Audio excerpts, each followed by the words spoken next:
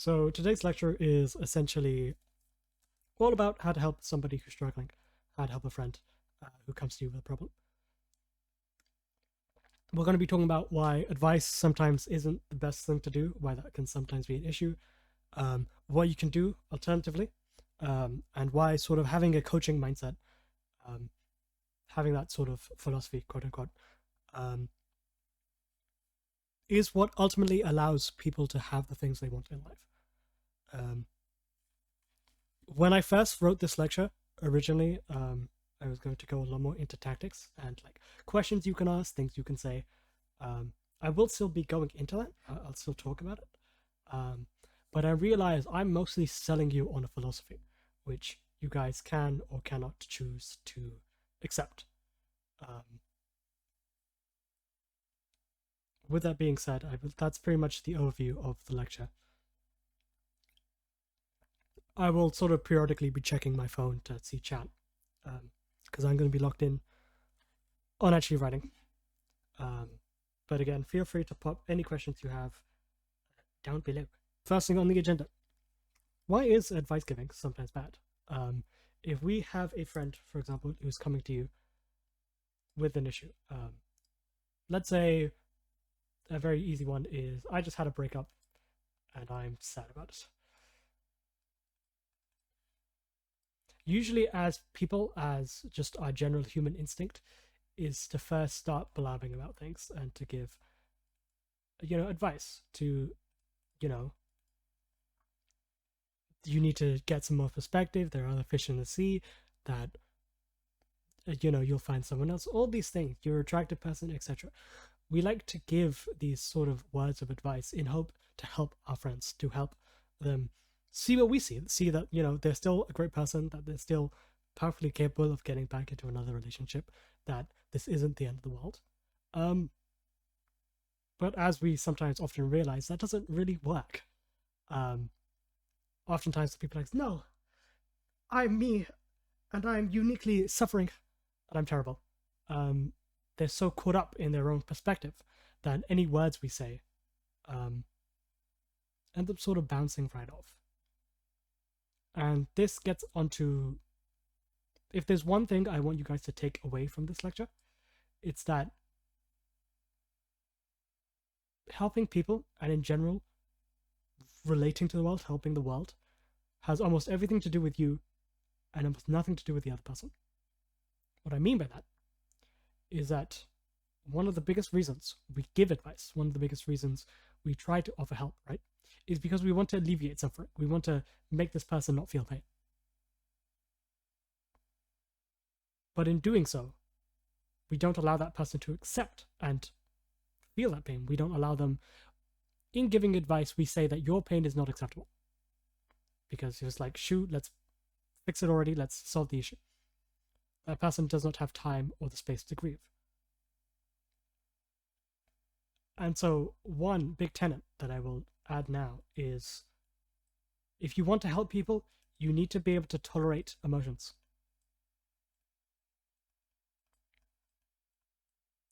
Another big one that people of a very caring nature often fall into, people who are very empathetic fall into, is not being able to tolerate helplessness. And you might think, well, aren't empathetic people usually the sort of people that we want to help us, that they can understand us? And that is true. But when an empathetic person takes on too much, they're like, their capacity to sort of sit with those emotions is what dictates their capacity to help. If we go back to this breakup example and we're like, again, we're trying to give advice, we're trying to let them see what we see, that, you're a good person and there are other fish in the sea. And that doesn't work and that doesn't help. And the person keeps crying and they keep being sad. Our ability to tolerate helplessness is what allows us to just sit with that. Because in that moment, what that person wants, what that person probably needs, is to have space, to be able to express their emotions so then they can see clearly. I think it is very often and very common that we all know what to do. We know that we should go to the gym. We know that we should get 8 hours of sleep. We know we should see loved ones, but we don't do them. And it's not a lack of intellect, a lack of like knowledge per se, but it's an emotional internal component. There's conflict that stops us from doing such things. And this is the exact same thing. What is stopping this person from seeing the world clearly, from seeing the world the way you see it, or seeing themselves the way you see them, is their emotions, their identity that gets in the way of that. Which is precisely why advice giving often doesn't work. The person is not in the headspace to even accept your advice. The advice often comes across as controlling, in the sense that I'm not comfortable with the emotions you are feeling, so let's stop it. And thirdly, and probably quite important actually that I haven't mentioned, is when giving advice, you are working off very limited information, in the sense that you are taking a very global idea of there are other fish in the sea, and then trying to fit that into the perspective of the person, into their worldview. That doesn't really work. Do you want, if that person, for example, believes that, yeah, there are many fish in the sea, but those fish don't want me because I am fundamentally unlovable. As a man, this might probably look more like, I'm too ugly to ever get a girlfriend. Then all the advice in the world isn't going to help. You constantly reminding them that there are other fish in the sea doesn't change anything. You're working off your perspective rather than their own. Which is, I suppose, the other tenet, which is to have empathy.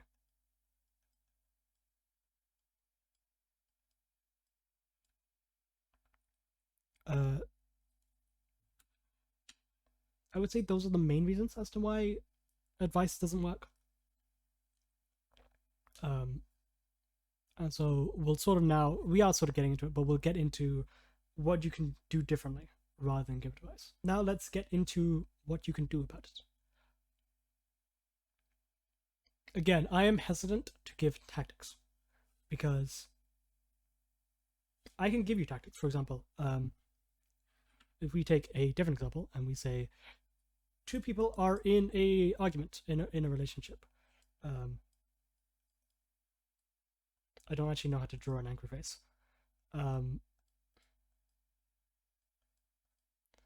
If two people are in an argument and they use something, for example, like non-violent communication, you often hear that from therapists of like, speak in I feel statements and try not to be accusatory. If the philosophy, if the sort of mindset is not there, that can equally turn into a terrible argument just as well. It's like, you know what? I feel bad when you act like a piece of shit. And ultimately, you can use all the tactics in the world, but most of communication is ultimately nonverbal. It's, I believe around 80% is just in terms of body language and tone, and very little has to do with the actual words that come out your mouth. So we'll focus on that. So like we said, a lot of it comes down to tolerating emotions, being able to sit with a person in whatever they are feeling, and being empathetic, being able to recognize those sort of emotions. This also speaks to having EQ, emotional quotient, which we'll get to later. But that'll be in like the third section of the lecture when we talk about extra stuff. So I would say, ultimately, if there is a cheat code to helping people, it is to understand.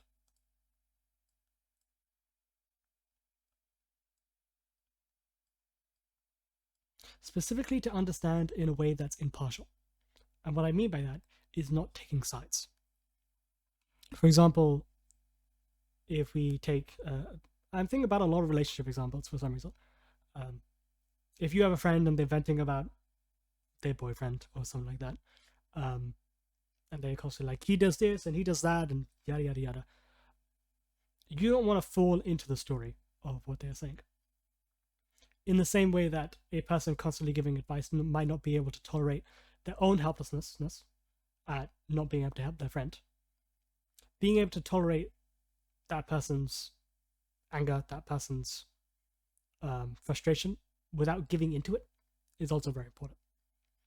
So you could say something along the lines of like, I'm happy to listen, but I'm not really one to say like if you're right or wrong. But I do want to see where you're coming from. By doing so, you create something that is called psychobiological capacity. That's a very big word, so I'll write it down.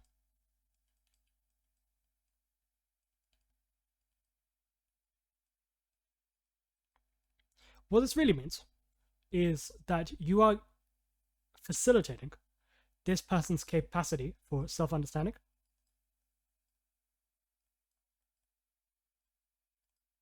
for emotional regulation,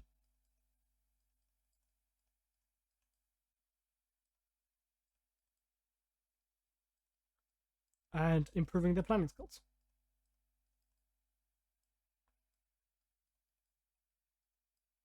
You're increasing their capacity through trying to understand them for agency. You are helping them help themselves rather than taking away their control, taking away their power by being like, here's what you do, here's all the things you need to learn, even when you don't even have a good perspective, when you don't have the full picture. We'll get again more into tactics later, but I will continue with the sort of why do this and why is this important. Because once you understand a person's perspective, sorry, I'll rephrase that. By bringing an understanding attitude to a person, they stop being defensive. It is okay for them to feel whatever it is they feel.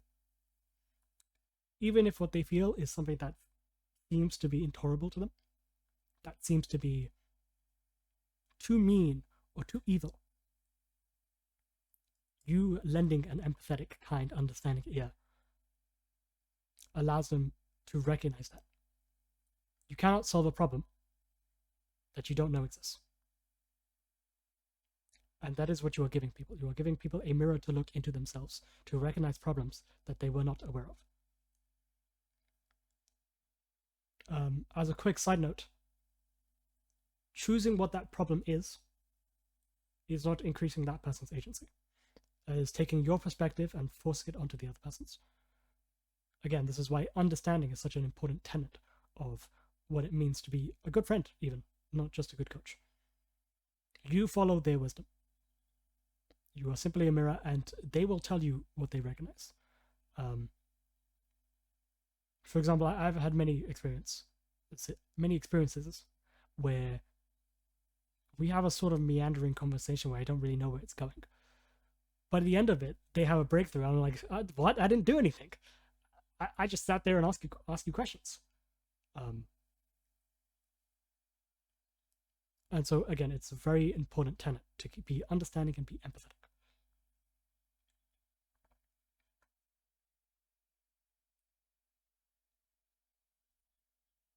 I want to say again, ultimately, the point of all this, the point of even helping someone in general is to help them help themselves. We want to create self-reliance in people to be able to go out and do the things they want to do in the world. We don't want them reliant on you as a person. That can be great for the ego to be like, you know what? I help people, people rely on me, I'm the provider, all those things. It feels good. But you are taking away people's power by doing so. A person's ability to live their lives on their own terms. In terms of the compass, for example, I would say one of the core values here is that you are the compass. You are the director of your own life. And you have the capacity to give people that gift to become their own compass by being a listening, empathetic person.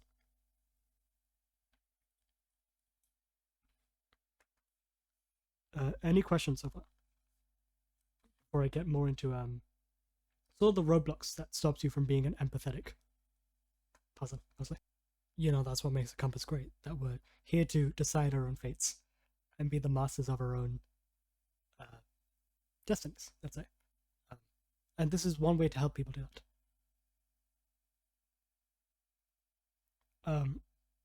Isotoke says that I feel like addressing the feelings, but don't really find the words to represent such feelings, which we'll get into.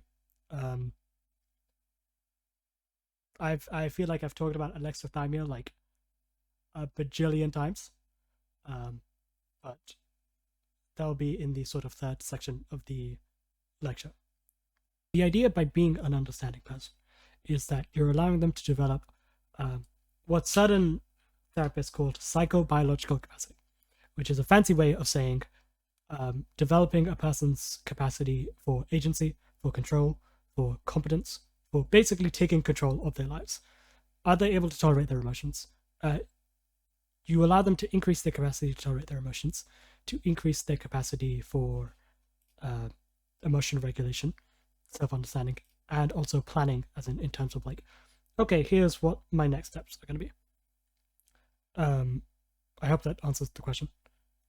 Keanu asks, so trying to ask questions to kind of direct them towards a solution that they feel like they arrived at themselves. Yes. Even your sort of, we'll get into this, but your language is still one that is almost, I'm trying to get them somewhere instead of simply being a mirror. Because it implies a value judgment that where they are right now is bad. And that could be true, objectively. But many of the reasons we stay stuck are because we prefer our current circumstances over the cost of what it means to change. And so, primarily, I wouldn't focus on directing them towards anything. It sort of happens naturally, just by being empathetic and being understanding, and having a sense of curiosity. Because if you place a value judgment on what the other person wants, or what the other person finds important, you might find there's a mismatch there. And then, again, you're enforcing your own opinion onto the person rather than letting them come up with what is important for themselves by themselves.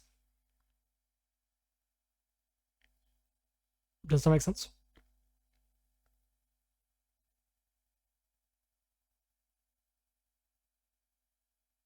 Cool.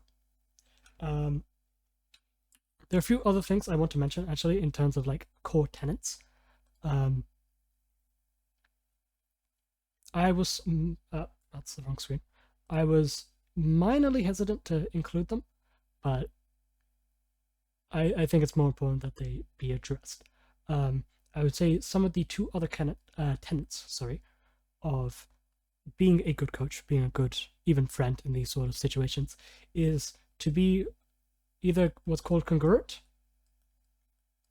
or you could also think about this as vulnerability.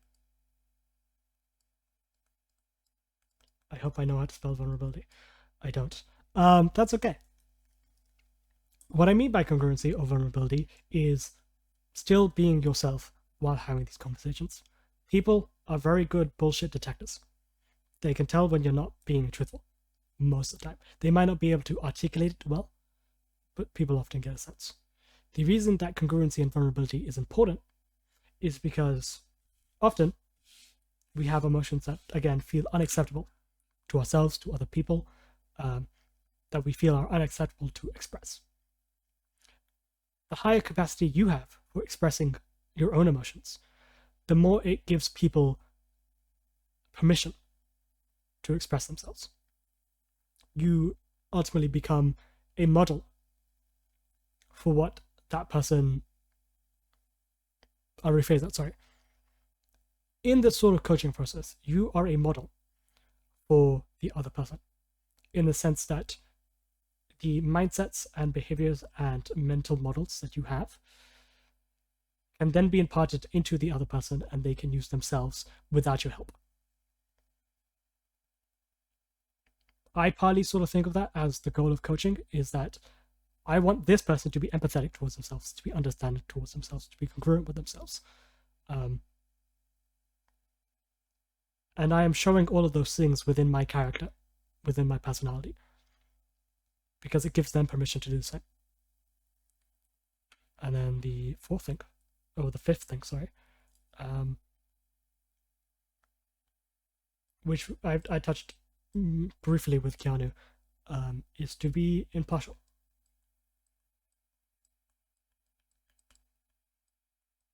Or to not take sides.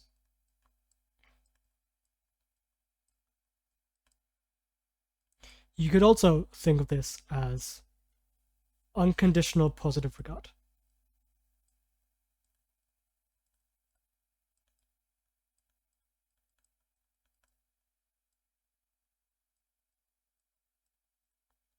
Now, what unconditional positive regard means is essentially loving this person no matter what. That's probably the truth of the matter. If that sort of language is icky to you, you could also think about it as accepting all facets of a person. Again, within this sort of idea that we are trying to be a model for this person to then take that and impart it within themselves. Unconditional positive regard for the other person allows them to start having unconditional positive regard for themselves. The reason you don't take sides in this sort of unconditional positive regard is because that can create all sorts of what's called countertransference, in the sense that if I'm having a relationship issue and I go to a therapist, I could then put my relationship issues onto the therapist. I'm projecting what my girlfriend is like onto the therapist. And that gets into whole wacky sort of things that we probably don't have time to get into. Just know that it's important to accept a person as they are without taking sides, being detached while still being loving.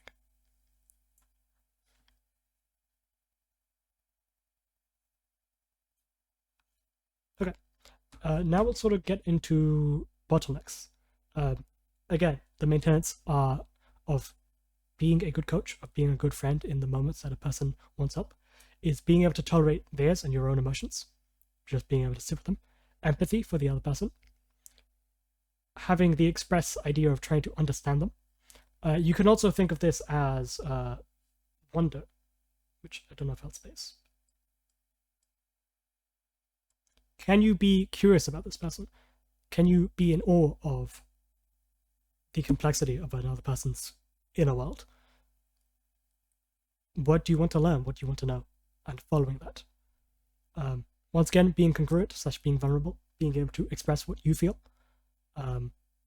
being able to be real, essentially, without putting on a mask, being fake, and being impartial, not taking sides, or unconditional positive regard. For anybody who knows Carl Rogers, one of the goats of psychotherapy,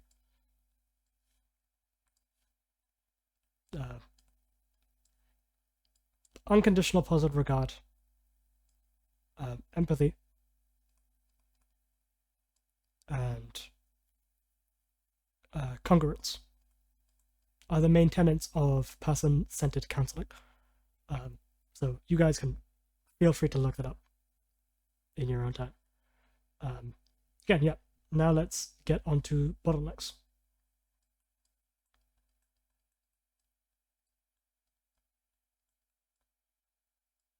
So what gets in the way of us doing all this? We'll start with tolerating emotions.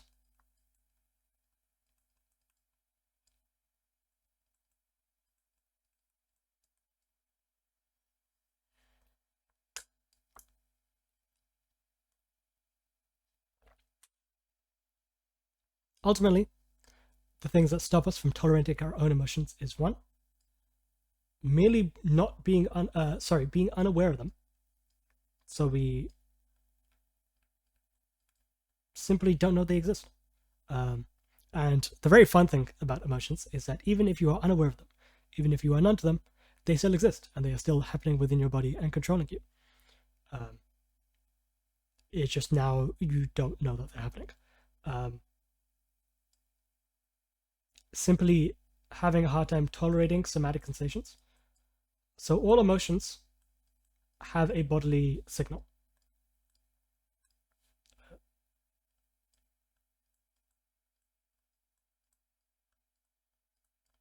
This could be anger as tightness in your chest, sadness as a constricting in the throat, fear as pooling in your gut, those sort of things. And I would say ego. Ego meaning identity.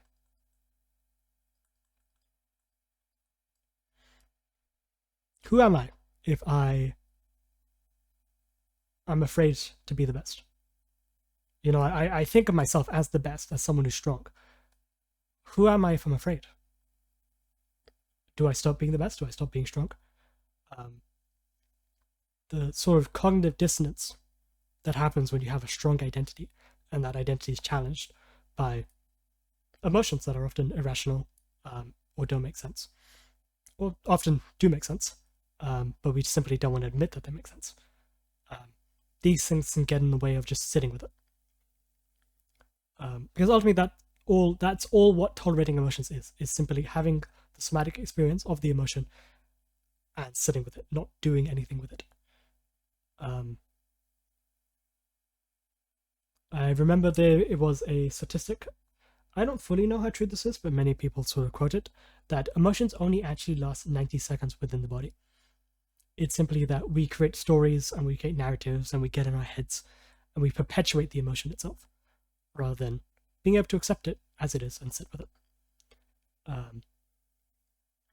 We'll get a bit more into ego and identity later because that's a whole separate topic. We also have empathy. What stops us from being empathetic? For one, this can simply be an attentional issue.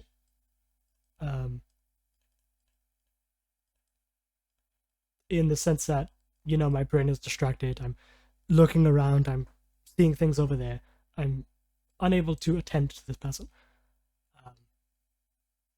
This also comes back to tolerating emotions. Can I tolerate the other person's emotions when I'm being empathetic?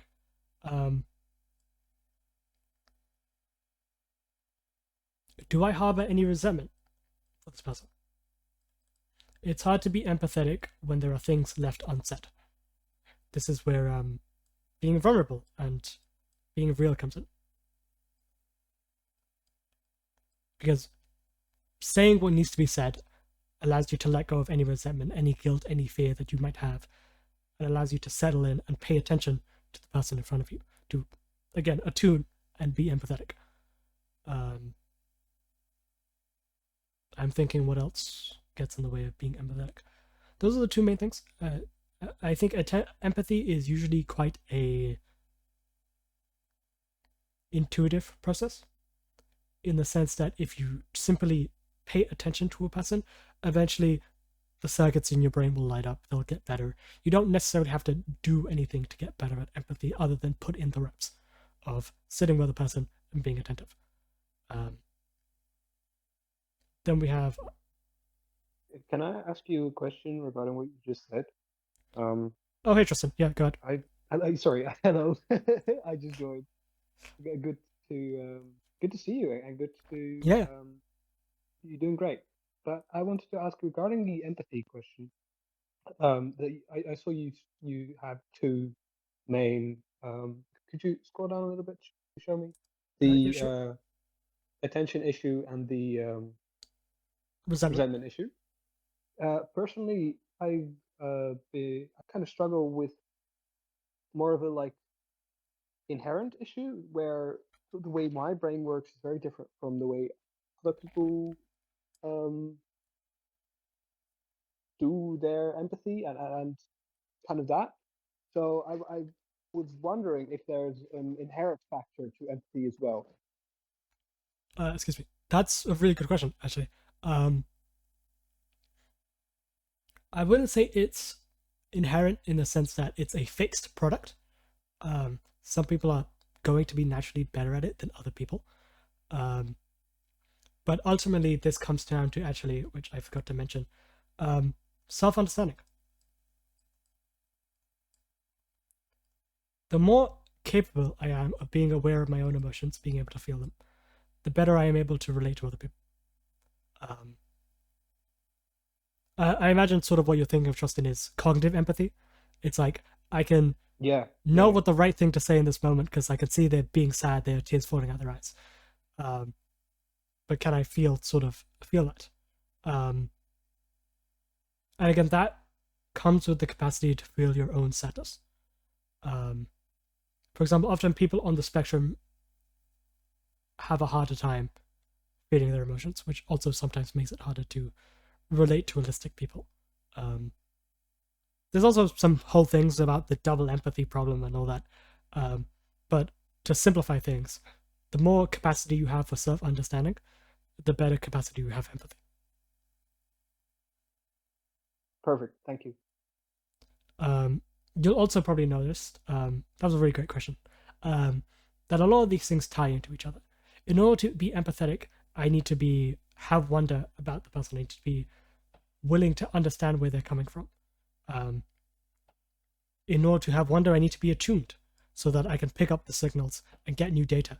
Be like, oh, I noticed you furrowed your brows there for a second. What's that about? And ultimately, to be able to do any of that, you need to be able to tolerate the emotions that the other person are giving you. To be able to tolerate their anger towards you and have that be okay, be solid within yourself. So that no matter what emotions they're expressing, you're still sort of, I hate to use the word detached because that has connotations in English that aren't fair compared to the actual Sanskrit word of Viagra. But being solid within yourself, I'd say, is a good way to describe it. And then being impartial, again, allows you to have wonder because it's like, well, you said this, but you've also contradicted yourself here. I'm wondering what's going on here. You don't get caught up within the story and get carried along. And so you can have wonder, you can have a full perspective and have wonder about everything that this person is like. So we'll go on to what gets in the way of wonder.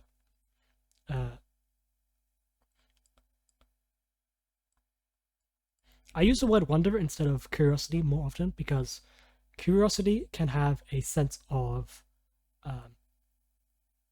completion, like I need to know. This is also partly where impartiality comes from, of being okay with not getting answers met, being okay with your help, for example, not being enough, being okay with there not being an outcome. So what gets in the way of wonder is, again, any sort of internal issues around what the person is feeling, becoming judgmental. So let's say judgment.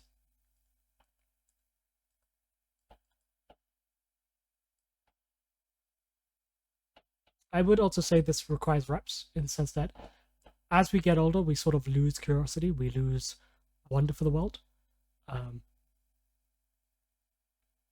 And so it requires putting your ego aside again. Ego, once again, is going to be a very important aspect of this, of sort of having a Zen beginner's mindset.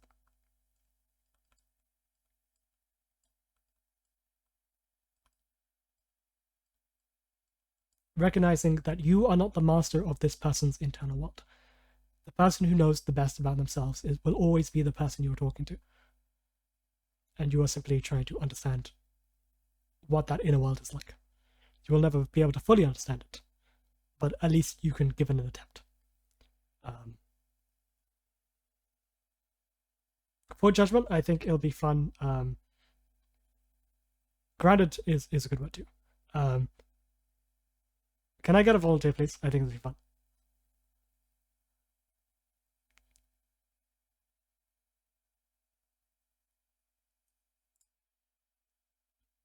If no one else, I surely will be your volunteer. Thank you, Sebastian. Can you? I was too late. Sebastian, No, someone else can also. Well, Sebastian, you're here, so you've already volunteered as tribute. I'd like you to imagine a time you felt judgmental about a person. Just sort of conjure it up in your mind. Ooh. Yeah, I have a moment. Yeah, a moment. Mind. If you couldn't feel judgmental about that person, what would you have to feel? Nothing. There was nothing left. I felt like, why would you do that? This feels like stupid. I use a negative judgment. I don't know if it Yeah, I'm could asking be wrong, but if you couldn't be judgmental, what would you have to feel? there is nothing left, I would say, for that moment. I imagine you'd sort of feel silly then, because like, why am I judging this person? Maybe. Tristan, I'll ask you then. Let's see if we get a different response. Yes. I'm here. Repeat the question, please. Can you conjure up a moment you felt judgmental towards someone? Yes, I can. What would you have to feel if you couldn't feel judgment towards that person? If I couldn't feel judgment, I'm gonna need a moment. Yeah. What does it even mean to feel judgment? I think my emotion dyslexia, or what it's called. Alexithymia. Yeah, Judgment is having it's making an assertion that what a person is doing is wrong in some way. Assertion. What would that be? An assertion is just a statement of, for example, Okay. the sky is blue is an assertion. It's like making a statement of fact. But regarding your question, I'd say sadness. How come? At the time, there was this person I judged because their actions were very Stupid? illogical, Or that? and not very, how do you say this, useful to themselves and to their environment. Quite harmful, actually. And I judged them for those actions. And if I wouldn't judge them, I would feel, I guess, empathy for the reason they did those actions, like for the stuff that's behind it. You said sadness earlier. Yes. What made you say sadness? I would feel kind of their sadness. They, how do you say this? They didn't really want to be in the world anymore, and they like to tell people about that. And I judged them for that. And if I didn't judge them, I would probably try to feel their sadness, or not try, probably feel the sadness that kind of convinced them that the world is like not really useful to them. Does that make sense? Yes, actually, very much so. Do you think your capacity to be empathetic and understanding towards this person would go up if you allowed yourself to feel that sadness?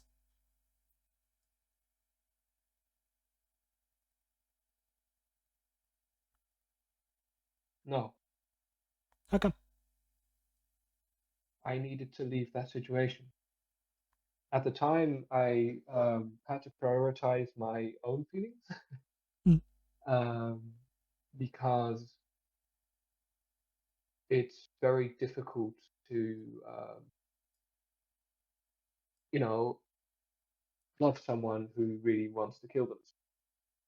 Yes. And I realized that I needed to prioritize my own feelings rather than trying to comfort them.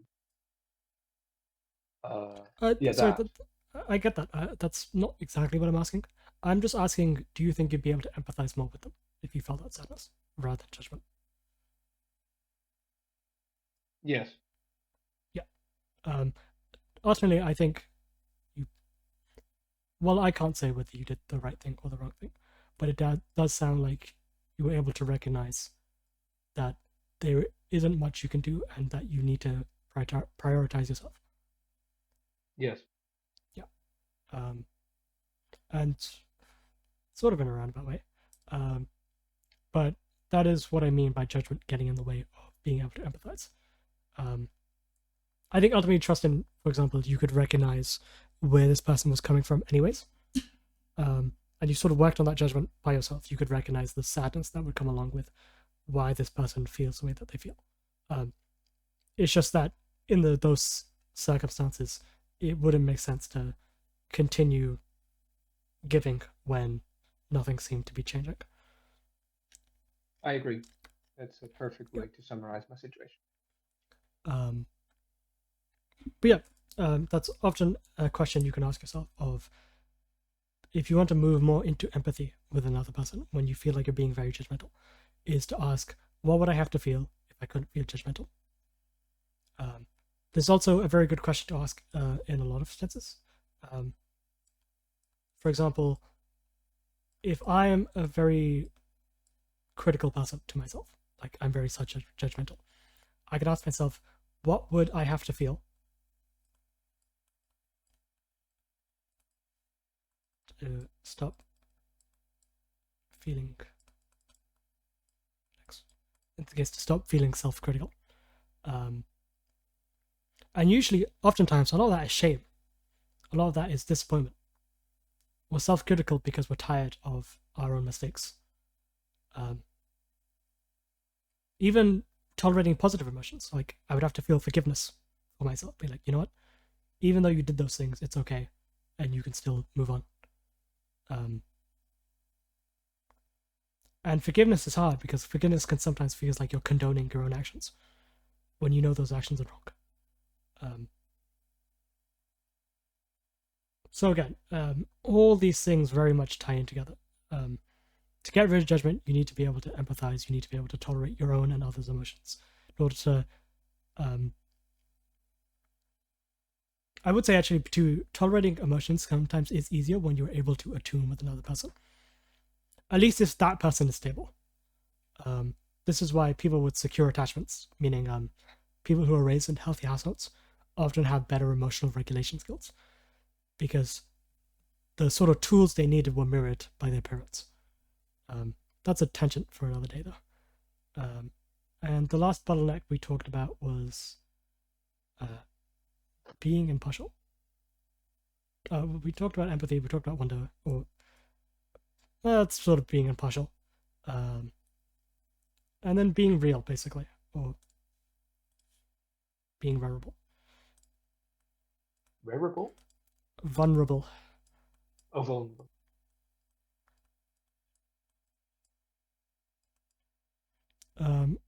These are the same as any others.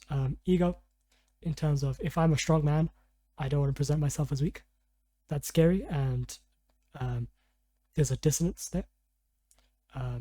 Again, tolerating emotions. A lot of it straight up comes down to tolerating and being aware of emotions. One big one, actually, about being vulnerable is we often think as vulnerability as like, I'm going to tell this person that I'm scared. I'm going to tell this person that I'm angry with them, that this isn't right. Oftentimes, vulnerable means saying things that are a little mean. In the sense of like, I don't like that you did this thing. I don't want to talk to you right now. Those sort of things that we don't want to hurt the people we're talking to, but are ultimately the truth that we want to tell. It's very important to be vulnerable even in those moments. Because when you make the assertion, when you make the statement that I don't want to say this to this person because it's going to hurt them, implicitly you are saying they cannot handle the words you're saying. They are weak and helpless to regulate themselves. You're taking away their opportunity for increased agency to be the masters of their own lives, because you're saying, no, I need to protect you. I don't trust you to protect yourself. Which is why even sort of this misplaced feeling of, I don't want to hurt people, so I'm not going to say the truth, still ends up taking away what we want, which is for a person to be able to help themselves, for a person to be able to have the capacity to live the life that they want to. So it is very important to continue to be real, to continue to be congruent, to continue to be vulnerable, even when that vulnerability might hurt someone. Because as anybody who has been in a relationship knows, the sting of honesty in the moment is definitely worth the price for what would be a long-lasting and beautiful relationship. Because now there's nothing in the way. There's nothing unsaid. There are no resentments being built up. So it's very important. Can that you do confirm it. this. Can confirm. Can confirm. That is sort of the basic bottlenecks. We're going to move on to now what specifically you can do about managing your ego and emotional tolerance, simply because those are the two main things. And emotional awareness, I'd say. Those are the three main things that are required in terms of the more mindset aspects of coaching. Then once we do that, we'll go into the literal words you can say. Yeah. Any questions before we move on?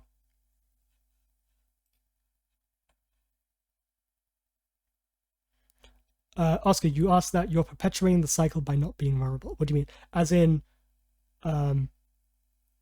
yeah, could you elaborate? I sort of know what you mean, but I just want to make sure. Congruent, Matteo, means your actions, thoughts, and behaviors aligning, or your beliefs all aligning. Or a very easier way to think about it is just being real, not putting on a mask.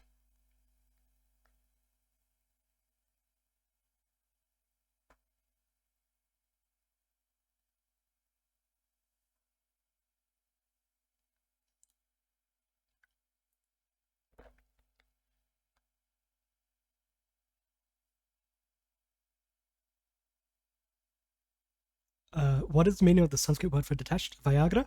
I'm mispronouncing that slightly. It means attachment. That's what it means in English. It's just that when we think of detached in English, we sometimes think apathetic, and that couldn't be further from the truth.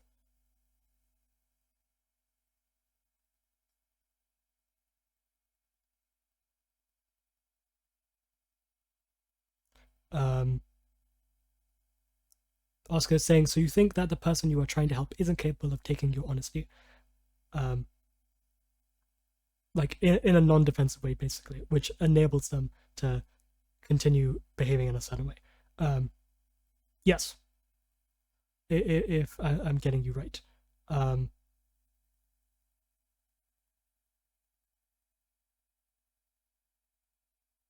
Yes, exactly. By ultimately, even if you don't say the truth still exists. It will just show up in very strange ways. For example, in my own personal life, this actually happened yesterday. I was having a conversation with an ex of mine, and she still had feelings for me, while I wanted to stop talking to her. And we sort of had this very weird middle ground where sometimes she'd say hello, and we'd have very small little conversations that I felt very tense by, very awkward, and I could tell she was being awkward about it. And we're both just sort of tiptoeing around the truth the entire time. And neither of us are happy. Neither of us get what we want. And the moment I said the scary thing, it was like a breath of relief. It's like, finally, we're being real. Finally, we can speak the truth. We don't have to put on a mask and pretend. And while that didn't work out, unfortunately, we decided to separate for good. I am satisfied that we left everything we had to say on the table, and that we left in a way that felt not good in the traditional sense, but it was right for both of us.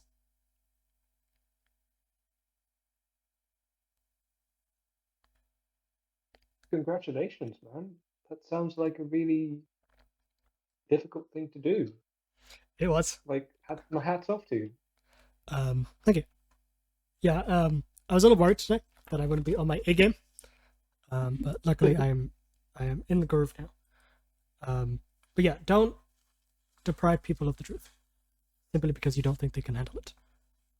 Because then they are not working with. You are not giving them the gift of yourself. And don't deprive that from people. Any other questions?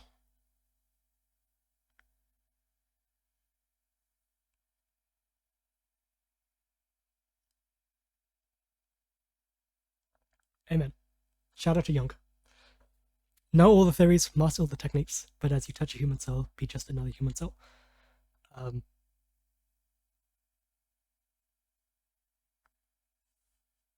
That could probably summarize this lecture, to be honest.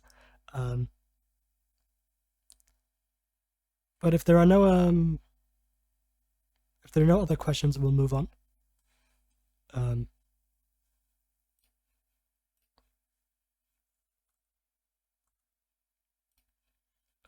On to ito. Excuse me. Actually, I'm just going to talk for this part.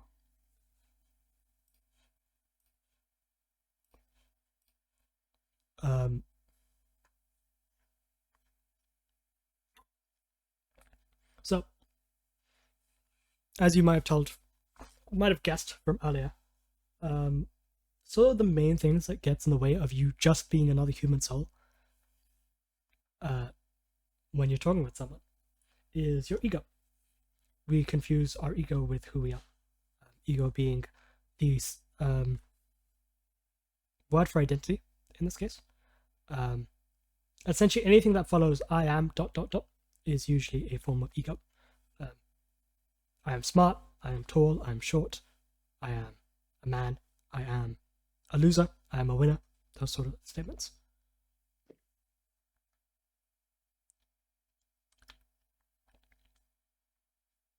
Now, the reason ego gets in the way of not only your own personal transformation, but also you helping another person go through personal transformation, is that it limits the range of which we can experience. It constricts your worldview into whatever that identity is. If I am a winner, I have to be self-reliant and I have to always be the provider for people. Usually that's how it tends to work out. And so suddenly you lock yourself out from being able to accept help from other people, being able to accept the feeling of helplessness, and being okay with it. Ultimately, if you are a slave to your own resistance to emotion, I don't think you have true sovereignty or true freedom. Because you're still being controlled by your emotions, just in a different way. Which is why ego is very important to manage. I wouldn't say you should get rid of it. Ego has its uses, but it is very important to learn to work with it. For example, a very big one when it comes to sort of helping people. If I have the conception of myself as I am a helpful person, and I subsequently am trying to help a person and it's not working, that can very often lead to an overwhelming sense of helplessness, which in turn leads to all wacky sort of things. You start becoming codependent in the sense that you take on more responsibility for this person than you should. You're not giving them the opportunity to be responsible for their own actions. It's like if you have a brother who's a NEET and spends all their time playing video games, and you really want to help them, but you can't because ultimately it's their choice. If you start cleaning their room, doing their homework, all those sort of things, they never learn how to take care of themselves. They never learn how to take responsibility for their own actions. But if you're okay, if you can tolerate and be grounded in that sense of helplessness and be like, you know what, I don't think I can help you. because I don't think you're taking the responsibility you need to. So I can't help you with chores or your homework or those things. If you want to work a plan with me, like, okay, you do this amount, and then we slowly increase it as your sort of capacity goes up, I'm happy to do that. But as it stands, I can't help you. In general, just if you hear me guys say that, which one do you think is more likely for the person to start doing stuff to get off their ass?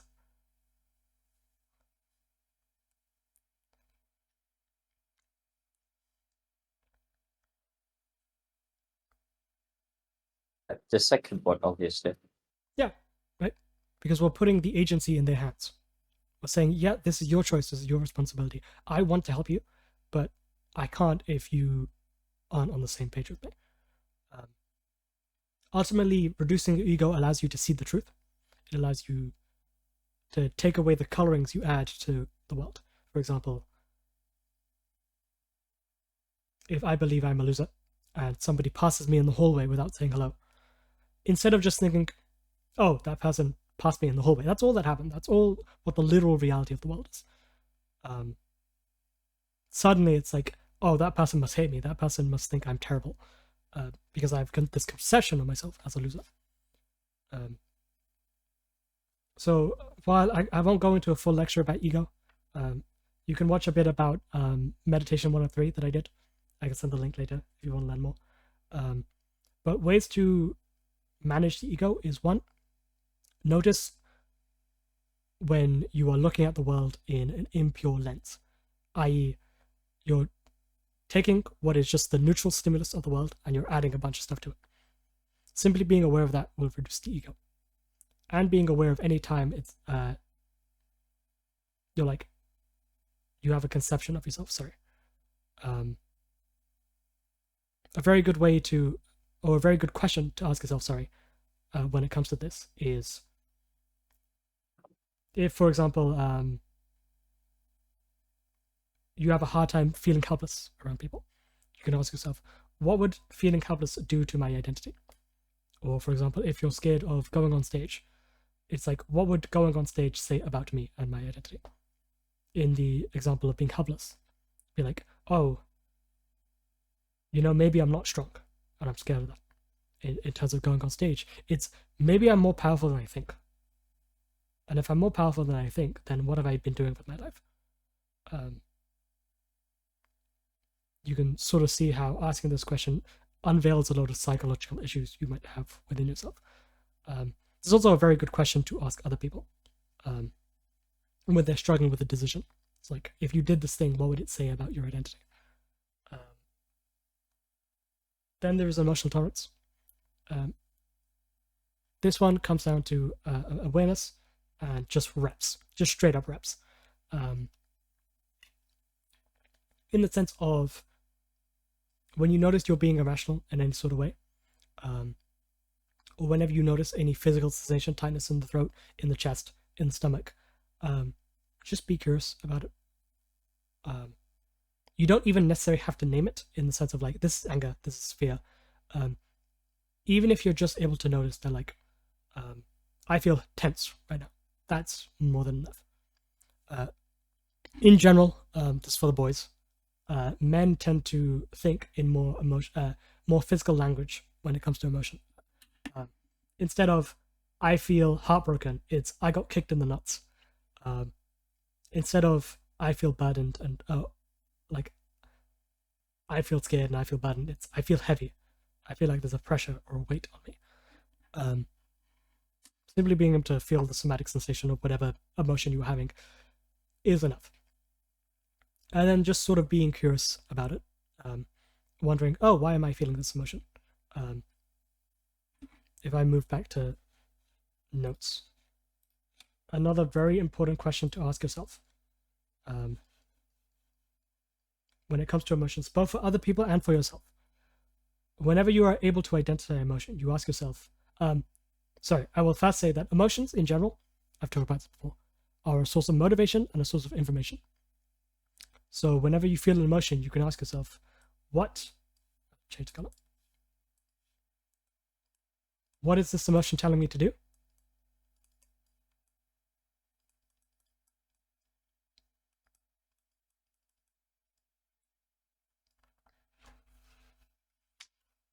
And what is this emotion motivating me to do?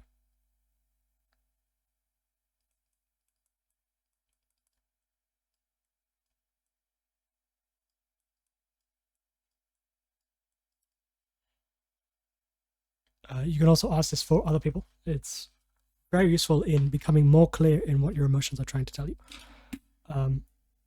Precisely because emotions are ways of condensing information in an incredibly fast manner. Anybody who's read Thinking Slow and Thinking Fast is type 1 thinking, I believe. If I walk into a room and everybody's laughing, and as soon as I enter into the threshold, they all turn to look at me and they go quiet. It's like, I don't know what happened, but something is really wrong here. I'm condensing facial cues, expressions, all those sort of things into a split micro decision of like, okay, let me feel scared in this moment or tense. So those are the two ways you sort of increase emotional tolerance. Being able to feel into the somatic sensation of it and being curious about it, asking certain questions. If you're sort of more curious about the emotional somatic stuff, I'll send you guys a video. That's sort of like a meditation you can do to get more in touch with your emotions.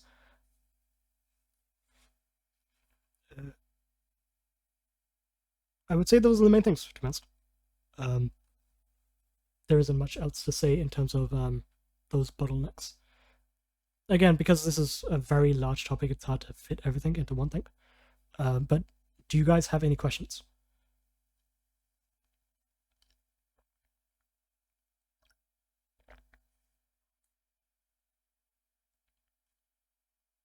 How is there a difference between what an emotion is telling you to do and what an emotion is motivating you to do? For me, that's just like the same thing. They can be. But, for example, anger is usually one that people understand. Anger tells me that a boundary is being violated, or there is something that I care about that I'm ignoring or is not going the way I want to, etc. But what that anger could motivate me to do, for example, is I want to punch someone in the face. And naturally, punching someone in the face is probably not a good idea. But at least having that awareness, having that capacity to be like, okay, ultimately, I can recognize that, oh, I'm really angry right now at this person, I'm frustrated. But ultimately, what I care about is that, you know, I'm being treated in a certain way and I don't want to be treated that way. The reason you ask yourself what you're motivated towards is because if you're unaware that you want to punch someone in the face, that can often lead to you doing things you would rather regret. Because the more space you have between an impulse and the thought, the more space you have between impulse and action, the better likelihood you are of acting in the way you actually want to act. Does that make sense? Kind of, yeah. I think it's I'm an elixir keeping it very much again, but for me. Any other questions?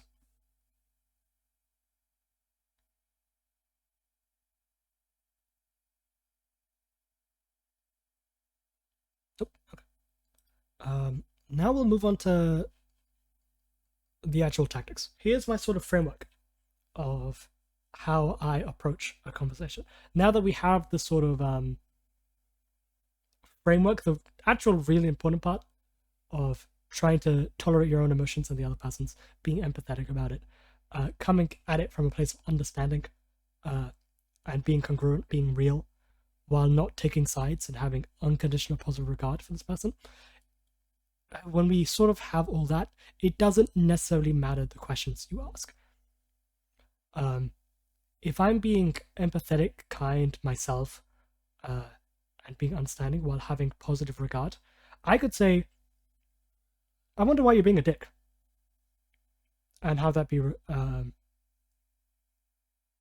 taken positively, compared to it's like, why are you being a dick? The energies of those two questions, even though they're the same words, one usually inspires defensiveness, while the other is like, people sometimes laugh at that because you're being real. It's like, yeah, I was having a bad day. Like I couldn't sleep, that sort of thing. And so the psychological underpinnings, the mindset, is what's actually important. The questions and the actual things you say are secondary.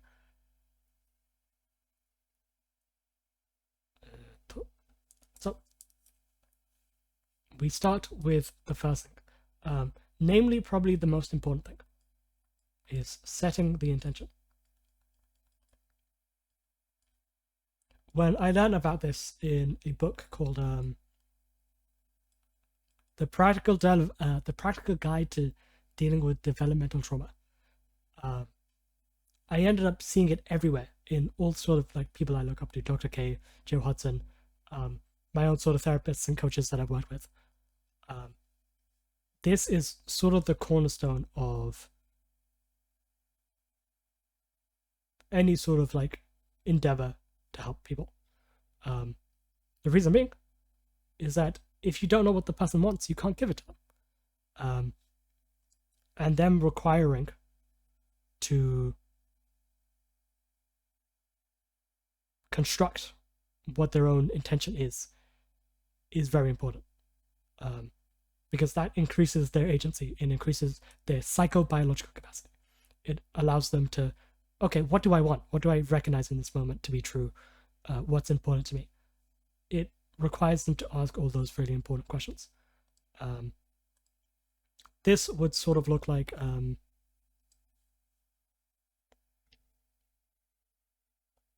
a very common one is what do you want out of this conversation?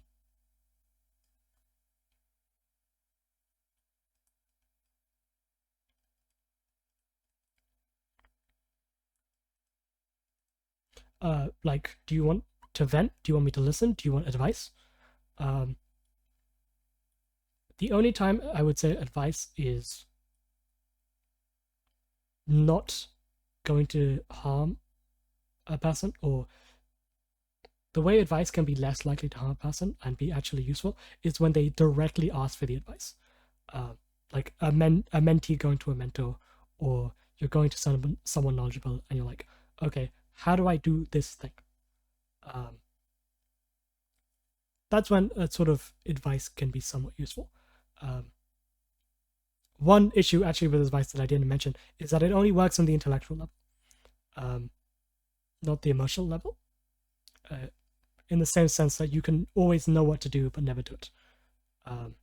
Whereas this sort of process works on the emotional level and a bit on the nervous system level, like the gut, in the sense of like, by being able to attune with another person, they can start to feel more calmer within themselves.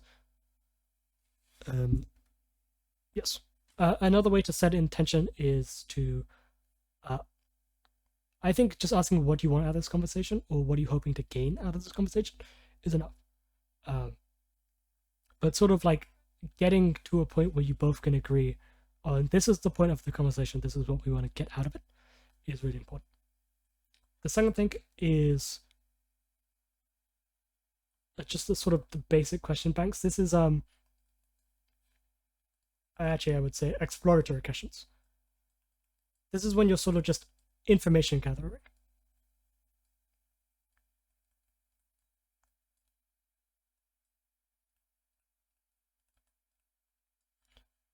Examples of this, a simple cheat sheet or life hack you can use is always ask what and how questions. Why questions not only are very hard to answer, like why are you the way you are, but they can also come off as accusatory, making the person feel defensive. So you can ask, what makes you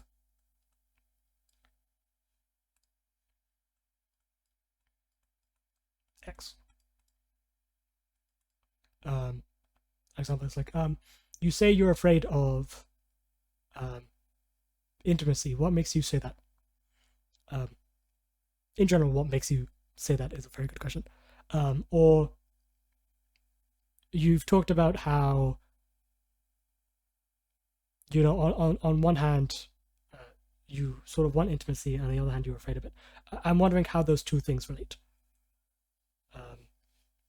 In general, the intention here is just to understand the other person, get a read on what their internal world is like.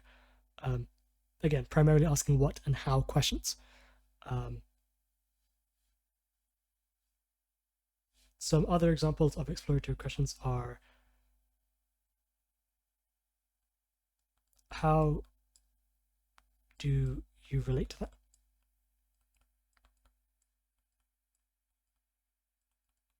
I will often ask this question because, again, I'm trying to get this person to have an increased awareness of their internal state and figure out how they want to react to their own emotions.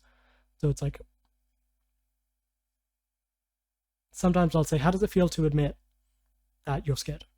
Or how do you relate to the feeling of anger? Those sort of questions.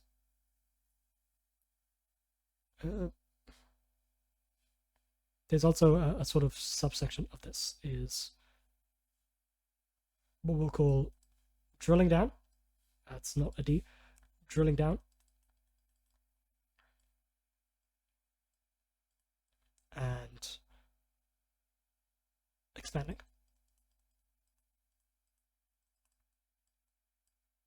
So if, for example, if somebody sets the intention of, I want to work on my social anxiety,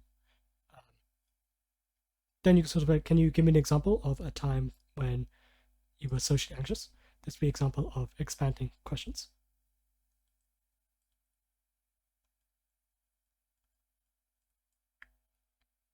And then, for example, they might give you a story of like a time when they were 10. You know, they got bullied for speaking up. And then, for example, they might like go blank for a bit, pause, like they're reminiscing something real. You know, it just sucks. An example of drilling down would be, when you say it, what do you mean? Or another example is, you've told me that talking to your father feels like an immovable wall. What do you mean by immovable wall? Does that mean like it sort of feels impossible? So drilling down to sort of language that isn't very specific, and expanding by asking questions about certain events that sort of I'm forgetting the word. Asking about events that sort of encapsulates, that's what I'm saying, encapsulates their intention.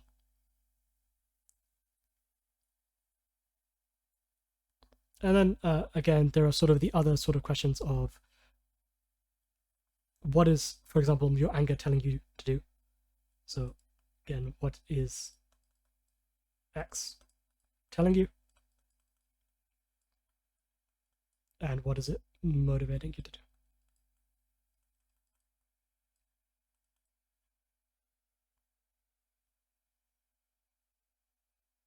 In general, it is quite hard to give, like, here's specifically what you say in these moments. Because the intention sort of guides you. I'm trying to explore this inner person's world with curiosity and wonder. I gotta go eat. Bye-bye. See you, Tristan. I'm trying to explore this person's world with wonder and empathy, and trying to understand them, while helping them understand the sort of key conflict that is getting in the way of their intention. In the case of social anxiety, it's like, in my head, I'm sort of thinking of like, okay, well, it sounds like they're afraid of intimacy, but they're also deathly afraid of loneliness, and they sort of ping pong between the two. And so it's about getting them comfortable with either one. Does anybody have any questions so far? That would certainly help. Me give examples of good questions to ask.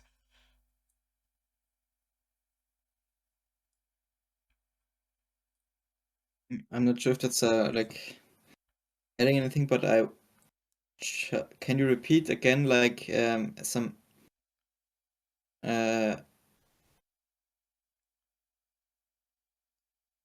examples of exploratory questions, because I'm still not really. Yeah. I can't quite come up with any. That's okay. A little example is what makes it hard for you to come up with exploratory questions. Notice I'm using a what question here, rather than a why are you finding it hard?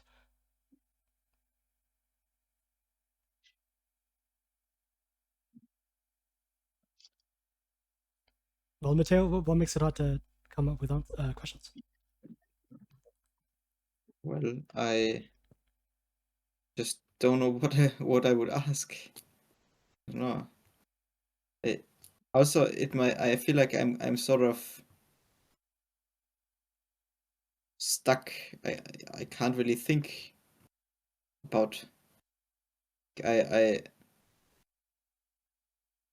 just can't really imagine anything. I don't know why. It's That's like okay. I'm stuck in some position where I'm trying to think of something, but I'm thinking of literally nothing. How does that make you feel to sort of try really hard to come up with answers, but coming up? Tiring. Yeah. It's tiring. Um, Tiring, but not getting anywhere. What would you have to feel if you stopped trying to come up with an answer?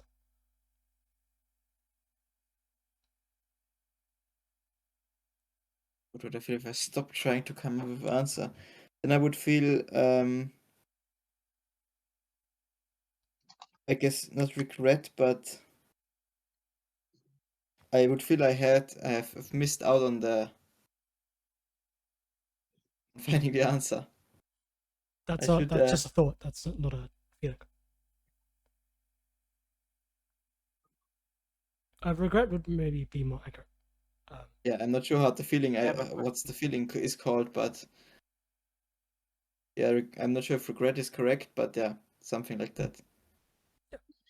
And going back to tolerating emotions, your capacity to simply sit with your regret is what will allow you to, ironically, create questions and find answers to what you're saying.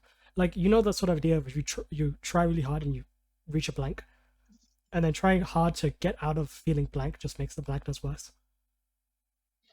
Yeah, I guess, yeah. It's the same sort of situation. It's like when you don't resist having a blank moment, then ironically the blankness goes away faster. I guess, but in this case, it's difficult because then the lecture has already gone on to other topics that I have then missed out on, and I need to write those down as well, and I can never catch up on it again, basically. Yeah, and what's so bad about not catching up? That I can't write it down and then I don't know it afterwards. What's wrong with not knowing? I got nothing out of it. I mean, I'm sitting there, I'm listening to the lecture because I want to improve. Yep. I mean, in this it regard. is being recorded, so you're perfectly welcome to just read it. Yes, but But then notice there again your- is the motivation problem. But notice how your inability to tolerate not knowing, feeling like you're missing out, gets in the way of you even enjoying yourself in this moment. I guess.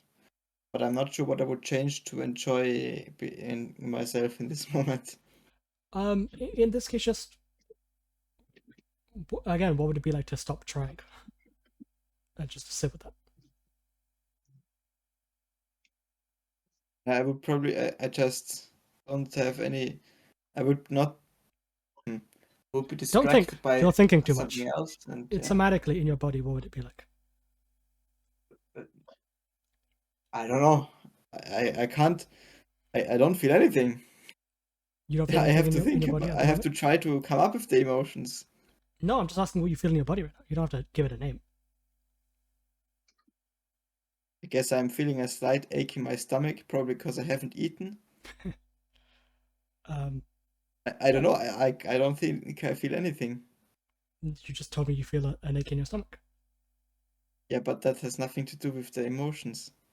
It might. Well, there's a decent chance it does. That sensation could just you being hungry, but it could also be the fear of missing out. It could be anger. It could be most of things. You'll figure it out the more you sit with yourself, basically.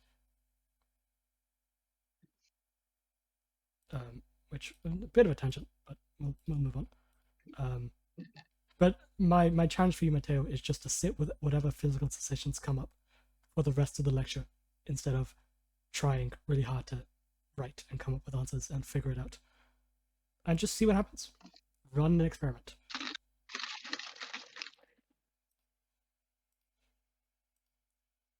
Any other questions?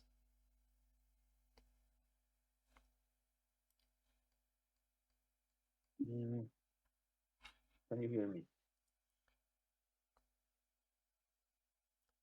Again, as you sort of... I heard someone. There was Oh, did you? someone asking whether we can hear them. I think. Can you hear me? Excuse me. Oh yeah, I see. Yes, Okay. I spoke. Oh yeah. Well, I had a situation like this when another person had some trouble going on in their family, and I situation. I really tried to take the approach of listening to what they are feeling, but I really found myself fighting myself to solve their problems, because they were sort of very much like problems that I had before, that I had solved for myself. Mhm. So there was a huge urge to give them advice, and I think I still ended up giving them too much advice without them asking for the advice. I don't know how to sort of resist the urge to give help when you know that this is the exact thing they need. How do you know it's the exact thing they need? Because it's the way they explained it, their own situation was like the exact situation that I had been in, but just with their own family. So I was like, okay, this has worked for me in this exact situation. Do they have the exact situation as you? But I'm not sure if it was just my brain getting too excited, and because it's different people and it's different explanations, so I don't really like I cannot be sure that it was. I was just like, making the maybe I was just filling in the gaps with knowledge that truly wasn't there.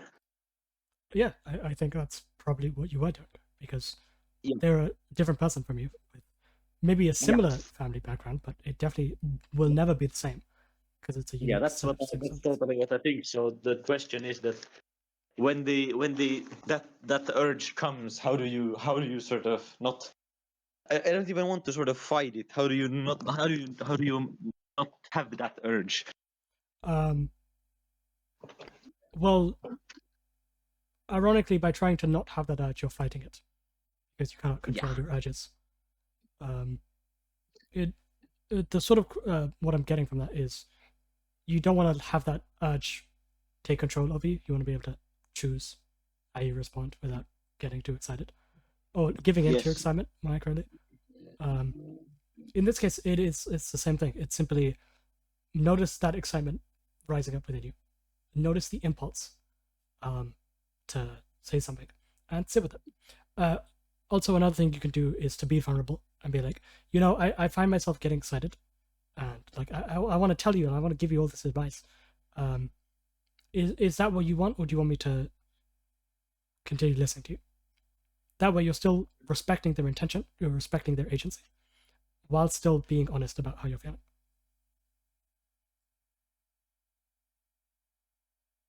Does that make sense? Yeah, that makes sense. I feel like I remember asking a question like that from them, and even still, I I feel very disrespectful towards them, because even still, as the conversation went on, it still veered towards me giving them advice. Even like, just for a short period, they could be like, yeah, I don't want this and I don't want that, but then the conversation veers off to another topic, and then you're giving them advice on that other topic, and you forget to ask the question on that, and then total mess. But I think it went well, but I sort of regret giving them too much advice. Yeah, I think we don't often think of excitement as a bad thing, but I think any emotion, when it controls you and you do not control it, often leads to bad consequences. Like, curiosity can lead you to cheat on people. Excitement can lead you to switch businesses multiple times. It can make you do some very dumb decisions in the name of excitement and curiosity. So it does ultimately come down to, can you sit with the emotion without acting in, meaning you're not beating yourself up about feeling this emotion, or without acting out, meaning you're going to then do something with this emotion, you're going to punch the person, or you're going to be excited and give the advice, that sort of thing. Because we often think those are the two options. It's either I only keep it to myself and I try not to do anything. I try not to have this emotion, try not to feel it. Or I'm going to act out and like, I need to tell this person. I need to get my point across. When there is a third option, to just let the emotion move through you, to accept it as it is.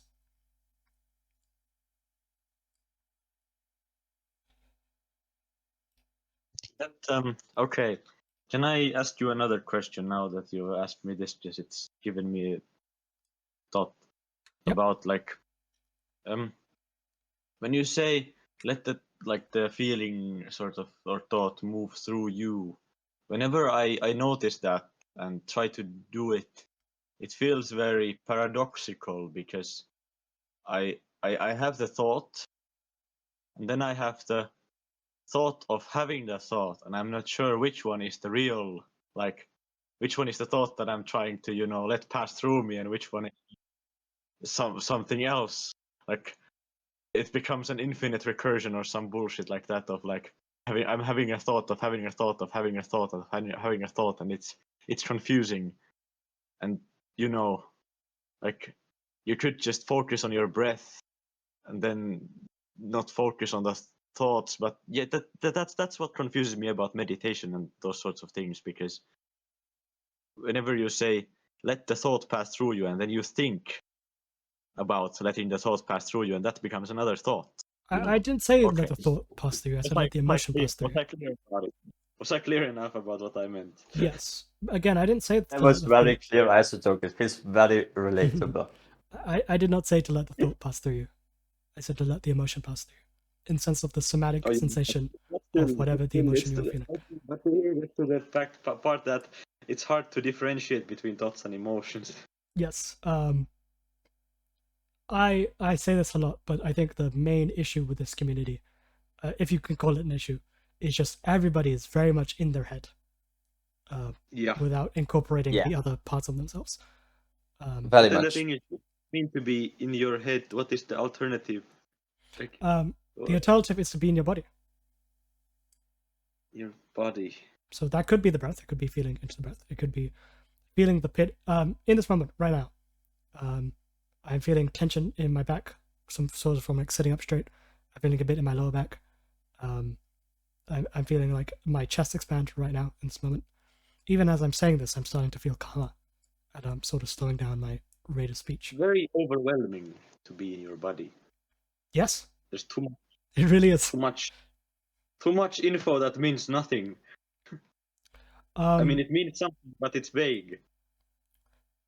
I found from my personal experience is it starts off incredibly overwhelming, and then as you go through that, you reach an immense amount of clarity. Sort of learning, getting very much into this sort of stuff, I have had more psychological breakthroughs than the times where I've just sort of journaled about the issues or problems I'm having, like sort of very much just a head exercise, very much in my thoughts. Even being in your head has a sort of somatic sort of feeling to it, of like cutting off from the neck and you're like sort of back here, Um, so all those things, it does feel like a lot of noise. It's almost like a radio where you're tuning it, and the more you sit with it until you get to a proper signal. That's one way you can think about it. Ultimately, the more you tune and as you sort of turn that dial to get to a point, the signal will become clear. But you can't get to that signal, that radio station, until you sift through the noise. One more question until I don't want to ask any more questions. Mhm. But now that I've sort of, be in your body, every time I sort of do it, it feels harder to control the body. Like you become sort of, when I'm in my head, my body just does the thing. But when I'm in my body, it feels, like you're breathing manually. You're sort of like, I can feel my ankle twitch. It's probably some sort of, it's not a cramp, but I don't know. I exercised and I can feel my clothes on myself, and I don't know, but it's that's the feeling I get. You feel out of control? I don't know if that was a question at all. Do you feel out of control? Yeah. Do you get a sense of where the feeling of out of control is in your body? It's just this whole noodle that is moving all over the place without any sense of direction or something. My body is just a noodle. That's what it is. What if you didn't resist it? Yeah, what if I didn't resist it? Then I act like a lunatic. I just sit here. I don't know, feeling very twitchy. I don't know. That's how I would describe it. I mean, I'm sitting in my body right now. I don't feel like a lunatic.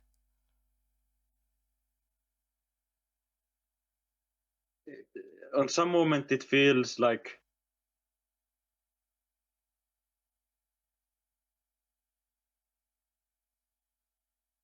I don't even know. It feels like, when the people in the sports, they do the power screams and all stuff. Like every little movement, every little thing feels like it has a noise to it or something. I don't fucking know. It's weird. This is why I'm in my head, because I don't understand this shit. I don't know. Yeah, I mean, I'm asking questions because I am clearly too confused to ask any clear questions. I think your question makes sense, right? It's like, I don't think my question makes sense. Even myself. to me, it makes sense because it's like when as you well. sort of be in your body, it's like there's so much noise and so much random stuff that's like, how do I make sense of any of this? Like none of this isn't telling me anything. Just uncomfortable and sort of heavy, and this is where your example of how men give their feelings in terms of like weight or something. Yeah, this is like the tension. There's tension. There's every little like. Ugh. Okay. And that's sort of why you If go in your anyone head, else right? can describe what body feels like to make me not feel like a freak, then that would be appreciated. Yeah, I've felt that a lot of my life. That's the reason you go in your head, is because you don't want to avoid all this stuff. Yeah. But again, the sort of uncomfortableness or pain you're feeling when it comes to being in your body doesn't come from the emotions itself. It comes from the resistance to the emotions. It's like, Isotoke, try to stop feeling entirely right now.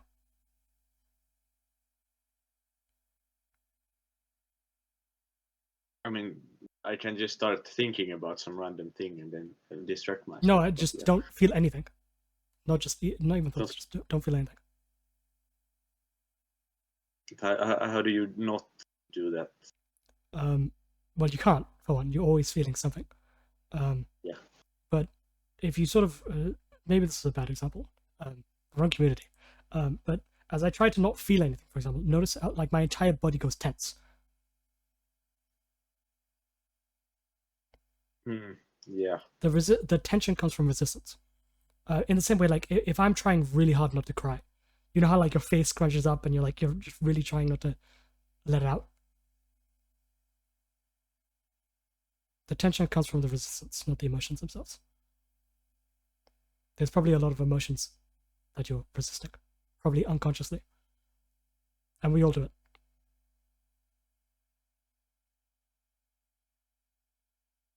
Hence why a lot of it comes down to reps. Of just like... Why did you go and say that? Because now I feel like crying because I stopped. I noticed I'm tensing, and then now I stopped it, and it's like fuck. Interesting, right? It's I don't like, even know what it's about. I don't even know what it's about. It's not even sad, Yeah. What if you just... Can you just sit with that feeling for a bit? Don't try to intellectualize. Don't try to think about it. Just be in the body. I have another question I want to ask before, sitting with that. Okay, the last one. Trust me. It is. I have one reason I have with not being in my body is that I have like a slight tinnitus in my right ear, and I feel like I automatically escape it to like thinking. It's sort of annoying because it's hard to be present because there's this noise.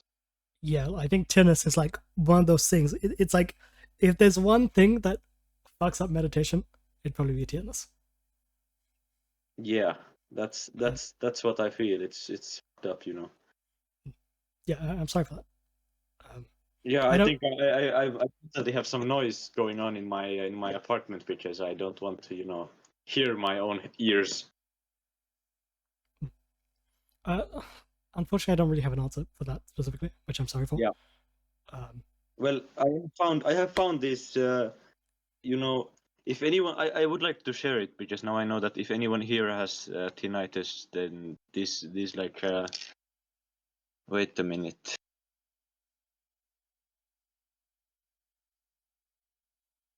I can share a Spotify link to one sound that is actually very nice for meditation. Wait a minute, where can I find the link? Here. Okay, I have shared it in the chat. Like somehow this noise, if you play it, it's quite a peaceful and undisturbing noise. It gets rid of the tinnitus for the duration of it. And I found myself able to meditate while listening to that. Yeah, I think then in that case, if you sort of want to try to be more in your body, maybe try listening to that soundscape while doing it. I think let's move back on. We went on a bit of a tangent. Yes. Oh yeah. If there is another topic, yes, let's continue. Yeah, there's just sort of the last things I want to sort of add when it comes to tactics is paraphrasing, and reflection. You'll also probably see me do this a lot of one of the best ways to both test if you're listening well and to get on the same page with someone is to rephrase their words back at them. So Isotope, you notice how you were talking about like being a noodle, and I rephrase that to be like, yeah, it feels like it's really uncomfortable to be in your body, and it's like you can't control it.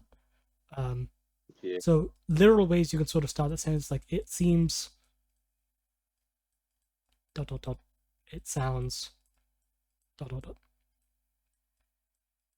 If any of you have watched the very infamous Jordan Peterson interview on the BBC where the lady keeps going, so what you're saying is, and then Peterson is like, no, that's not what I'm fucking saying at all.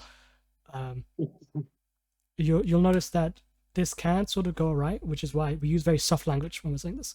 It seems like, or it sounds like, or what I'm hearing from you is this, rather than, okay, so you're making an assertion in the sort of bad example of like, okay, this is exactly what you're saying. Instead of inviting a person to correct you, it's like you're putting words in their mouth. One creates disconnection, the other one creates connection. So if you feel like you're any lost when you're talking to someone at any point, it'd be like, either paraphrase or be like, "Hey, sorry, could you repeat that? I didn't quite get that." And then reflection. I don't do this as much that often, but I'll sort of reflect back to them what they're saying in a question. So it's like Isotoke is saying, I feel bad in my body, and then I can ask, what feels bad about being in your body? Or even more simpler than that, it's just saying whatever they're talking about at the end of the sentence and turning that into a question. It's, like, I feel shit about this. Like, shit? Question mark. And even that is enough to have a person continue to expand, and again, sort of goes back into the part of exploratory questions when it comes to expanding. And it can also be used to drill down. It's like, what does it mean exactly? Or it, question mark. That sort of thing.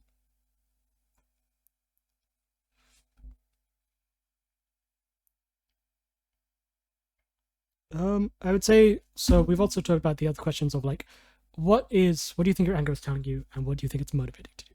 There's those sort of questions. And then I would say the final thing, which is this requires a high level of empathy. So definitely sort of, you'd have to get a lot of reps in this. But what is called recognizing psychobiological shifts.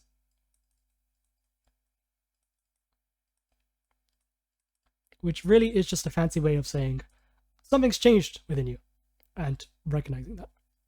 If I'm talking with someone and originally they're talking about like, I feel powerless against my mom, to stand up to it. And then later they tell me a story of a time they have stood up to them. It's like, yeah, I'm curious. I'm noticing you've said that, you feel powerless to stand up to your mom. But in this example, you said what you wanted to say. You put your boundary up. I'm wondering, what is it like for you to say that?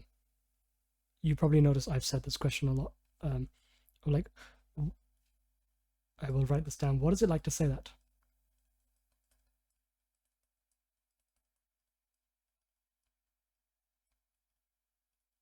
Or how does it feel to recognize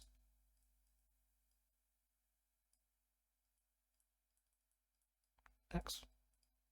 Like, how does it feel to recognize that, you're more powerful than you think? How does it feel to recognize that you still feel grief over your parents passing? Notice I'm still using what and how questions. But I'm digging in to sort of the emotional content of what they're saying, while also allowing them to recognize, the narrative they have in their head might not be true. And then one sort of minor final thing is, I never really make sort of claims that what they're saying is true. I always sort of frame it in terms of, it sounds like you feel. Sorry for my shitty handwriting. Because that creates distance from the mind.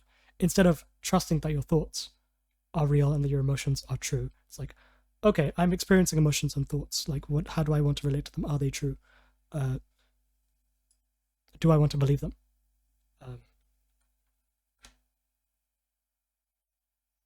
I would say that's probably mainly all you need to know for sort of like the literal words that come out your mouth.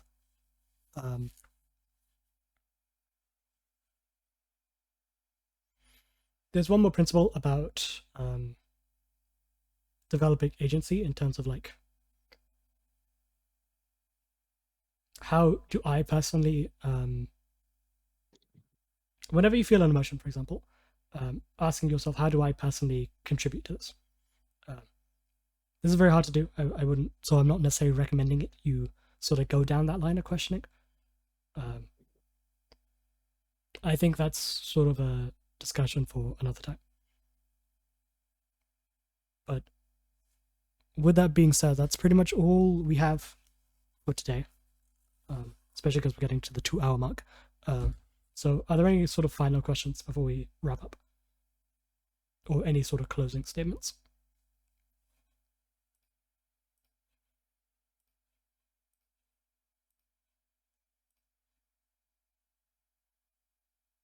Mm, you mean can I ask a question or anything?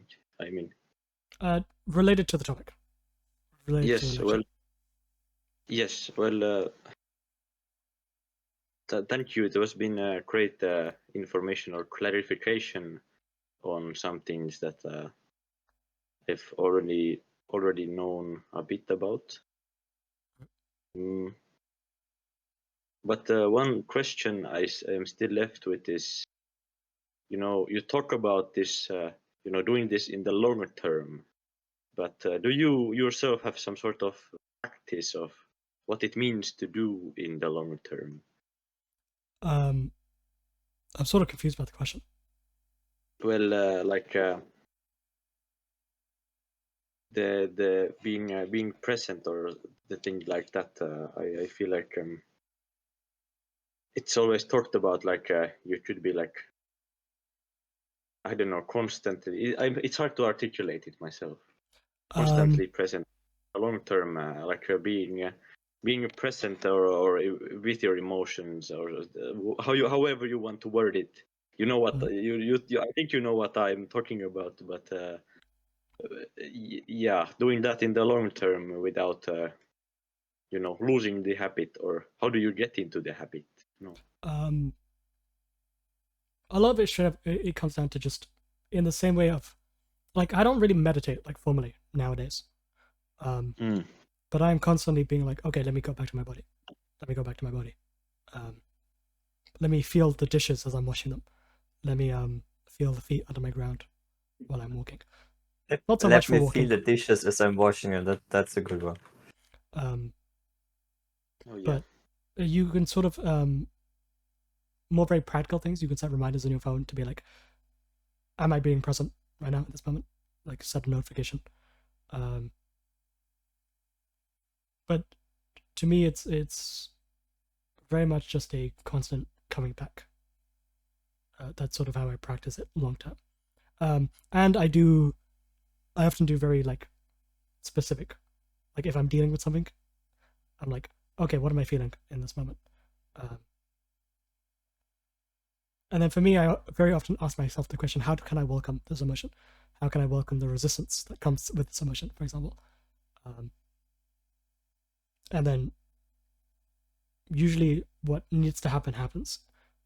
If I'm like resistant to a feeling of anger, it's like, okay, let me go set a boundary. If I'm resistant to a feeling of sadness, it's okay. I need to cry in that moment. For some reason, at some point, we decided that crying is a bad idea, even though crying is literally stress relief.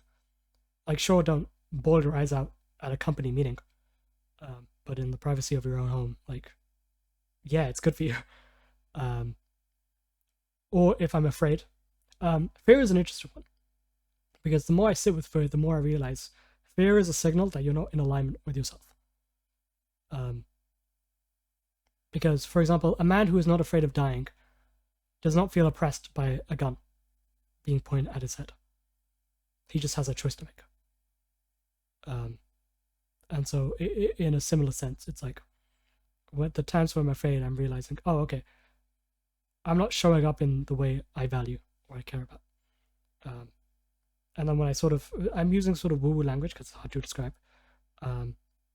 But the sort of when I become aligned with my values, what I care about, who I am, those decisions then become not necessarily easier, but the scope of which I can tackle the problem becomes wider, and I can choose an option that makes sense for me, rather than be stuck in the fear. I will again send you the sort of video on emotional awareness. That could be like a specific practice you could do if you're ever struggling with something or you're just curious. But I hope that answers the question. Yeah. Thank you. You're welcome. Matteo talks about what's the line between paraphrasing and reflection. They are very similar, to be fair. They're not that different. I would say paraphrasing is simply regurgitating what the person says in different words, while reflection is asking a question in a way that's echoing back what they've said. I'm not sure why reflection is called reflecting. Probably they use the mirror analogy again. It's sort of just bouncing the question back. If they stay a statement of like, I'm afraid. It's like, oh, what are you afraid of? Or afraid? That sort of thing. You're simply holding up a mirror for them. You mentioned that you yourself have this constant practice of getting back into the body, and I noticed that I do this sometimes too, but I don't. It's not really a constant practice that I have sort of cue for. But I'm always confused about how, when I bring myself, back to the present, back to the body, what is the mechanism that brings me out of it? Because it's sort of automatic. I don't think about it, and I find myself always out of it. I wake up, I'm out of it. Like it's like what is the mechanism that constantly? It feels like the Sisyphus pushing the boulder. It feels like you have to do it over and over again, and it's stupid because I already fucking did it today. What the fuck? Why am I back here twisting in these stupid thoughts? I want to experience life. So, for the record, the moment you reach total control of your mind is the moment you reach enlightenment. So, like, you are perfectly a normal human being for not being able to do that at all times forever. So the answer is that we get sensory inputs. I see my water bottle in front of me, and then that goes in through my eyes, through the things, into my brain, through the thalamus to my visual association cortex, all that jazz. And I'm constantly getting thoughts based on what I see. And so naturally, if I smell a hamburger, I'm going to start thinking about a hamburger. And then, I might go into my head to be like, oh, I could eat good tonight. And so that's just sort of the mechanism in which the mind works. And secondly, you have built up a mental habit of going into your head. Yeah, and I think it's a stupid way that the mind works. That every time there's input, like any sensory input, the mind gets like 1,000 different connections from it. It can't just, at some point just stop. Just stop, and be. Well, I mean, it's great for survival, not so great for happiness. Oh yeah. But I find myself getting annoyed at my own mind for doing exactly what you just said. One way to think about it is every time you bring yourself back, you're doing a push-up, and you wouldn't get mad for doing like if you're exercising, you wouldn't get mad at doing more push-ups. So it's like you see it as like the forces of. You see it as like the forces of nature or something, as with exercise. If you do nothing, the forces of nature and entropy will, rot your body, make you weak. Yeah. So you have to constantly up. The nature of the mind is to have it be filled with stuff. Usually thoughts. That's fucked up. I don't even know why that is. Why must it be like that? That's something I think about quite a lot. Because if you don't think about stuff, you die. We are biologically designed to be fearful, anxious, paranoid creatures who get agitated at, the slightest. Who the fuck designed this creature? Who knows? Some optimization, please. I want a software update, please. Yeah. Me too. Please. If that is all, thank you guys for coming very much. I really appreciate your engagement and attention. Thank you. And I will see you guys tomorrow at the weekly call.